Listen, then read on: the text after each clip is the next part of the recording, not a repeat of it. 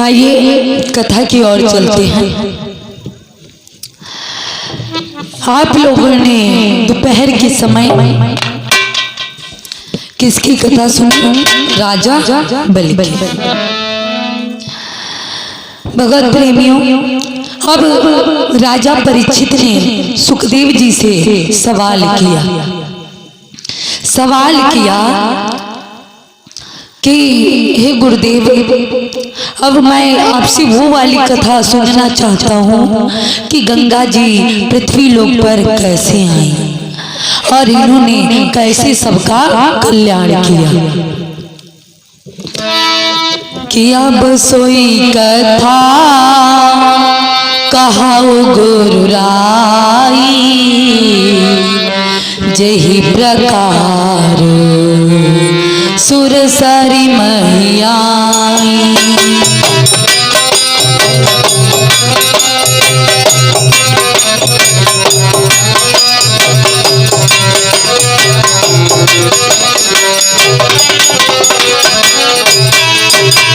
अब सोई कथा कहाओ गुरु राई, जही प्रकार सुर सरी महियाई।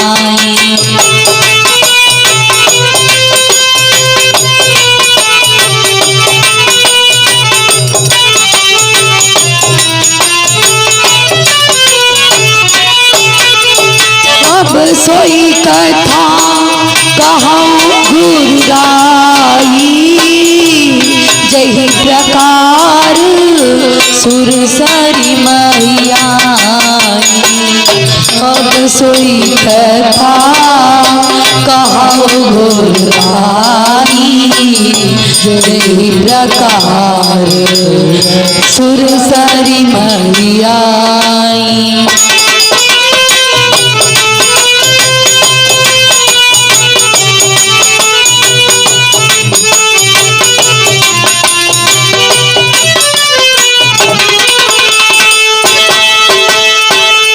भगवत प्रेमियों, राजा परीक्षित ने कहा कि गुरुदेव, गंगा जी पृथ्वी लोक पर कैसे हैं?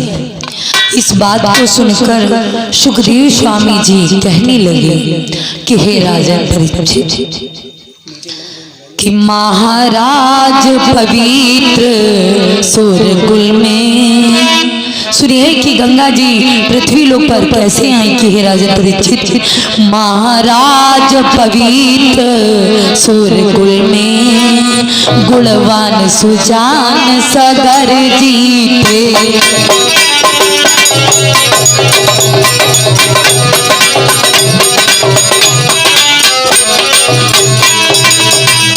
महाराज पवित्र सूर्यकुल में गुणवान सुजान सगर जीते।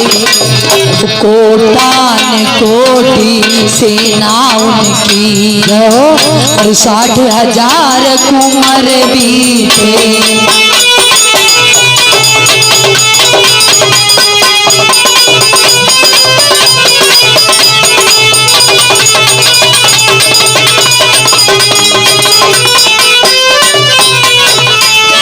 भगवत प्रेमी सुखदेव जी कहते हैं कि हे राजन परीक्षित, पवित्र सूर्यवंश में सगर नाम के राजा हुए।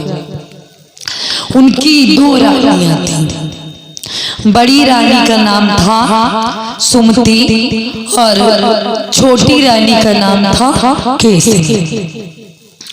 तो तीनों राजा रानी ने सोचा कि हम ब्रह्मा जी की तपस्या करेंगे। तो रानी सुमति ने सोचा कि जब हमारी तपस्या पूरी हो जाएगी तो हम भगवान से 60,000 कन्याओं का वरदान मांगेंगे। और जब हमारी 60,000 कन्याएं हो जाएंगी और जब हम एक बिटिया का विवाह करेंगे तो हमारा एक यज्ञ पूरा हो जाएगा। इस प्रकार धीरे धीरे हमारे 60,000 यज्ञ पूरे हो जाएंगे। भगवत प्रेमी, आप लोग सोच लो, अगर आपने एक बिटिया का विवाह किया है तो समझो आपने एक यज्ञ कर दिया। तो रानी सुमति ने यही सोचा, तपस्या करने के लिए चल दी। इधर क्या हुआ, देवराज इंद्र को चिंता हुई कि 100 यज्ञ करने वाला तो इंद्रासन का अधिकारी हो जाता है, और रानी सुमति तो 60,000 यज्ञ करेंगी। अगर 60,000 बिटिया हो गई, 60,000 कन्याएं हो गई, तो 60,000 यज्ञ इनके हो जाएंगे। तो हमारा राज सिंहासन तो जन्म जन्मांतर के लिए चला जाएगा, मैं तो बिल्कुल ही नहीं मिलेगा। अब बड़ा चिंतित हो गया, तो सोचने लगा कहाँ जाए। तो किसके पास गया, मैया सरस्वती के पास गया। कहने लगा, माँ आप बुद्धि की माँ हो, आप चलकर रानी सुमति की बुद्धि को पलट दो। वो 60,000 कन्याओं का वरदान मांगेंगी, आप ऐसी उनकी बुद्धि पलटो कि वो 60,000 कन्याओं का वरदान ना मांगे। मैया सरस्वती जी कहने लगी, अरे इंद्र, तेरा इतना ऊंचा पद है, तू राजा है और ऐसी बात करता है, शोभा नहीं देती कि ऊंच निवास नीच कर तूती, तुम्हें न सुहाय पराई विभूति।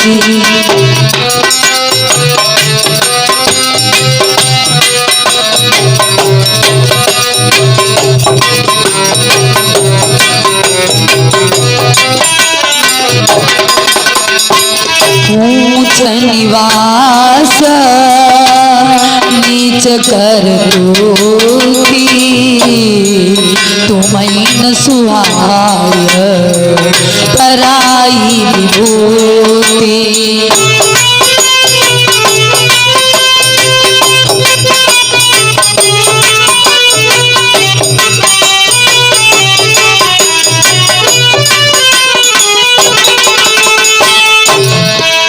ऊंच निवास नीच कर तूती, तुम्हें न सुहाय पराई विभूति।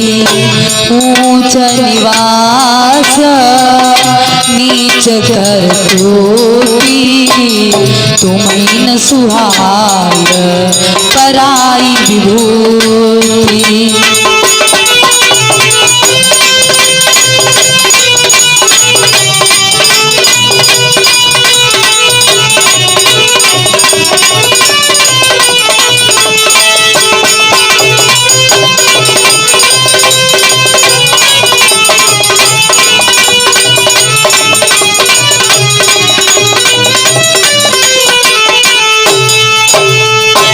भगवत प्रेमियों, मैया सरस्वती जी कहने लगी, इंद्र तुझ पे ये बात शोभा नहीं देती।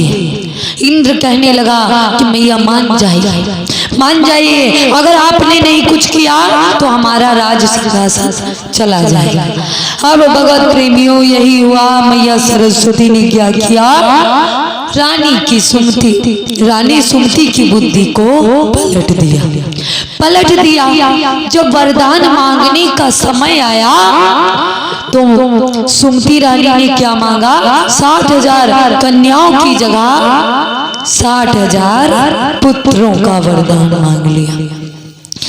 क्या हुआ, 60,000 पुत्र हो गए यज्ञ के द्वारा। इधर रानी सुमति को होश आया, अरे हमने तो सोचा था कि हम 60,000 कन्याओं का वरदान मांगेंगे और हमने तो 60,000 बेटी मांग लिए, अब हमारा यज्ञ कैसे पूरा होगा, हमारे यज्ञ कैसे पूरे होंगे।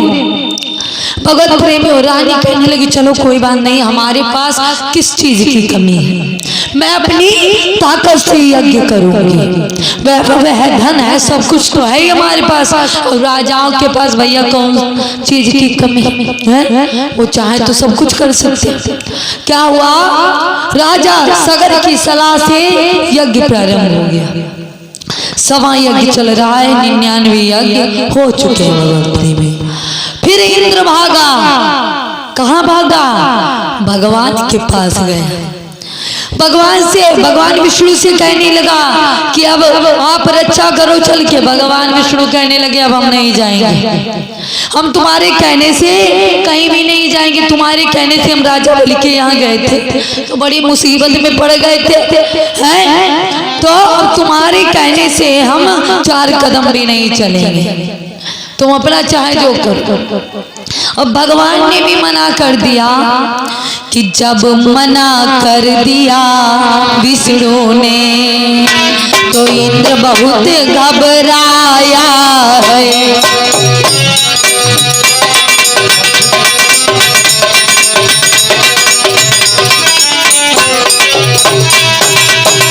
जब मना कर दिया विष्णु ने तो इंद्र बहुत घबराया है। मैं स्वयं यज्ञ विध्वंस करूं, मैं स्वयं यज्ञ विध्वंस करूं, यह सोच हृदय में आया है।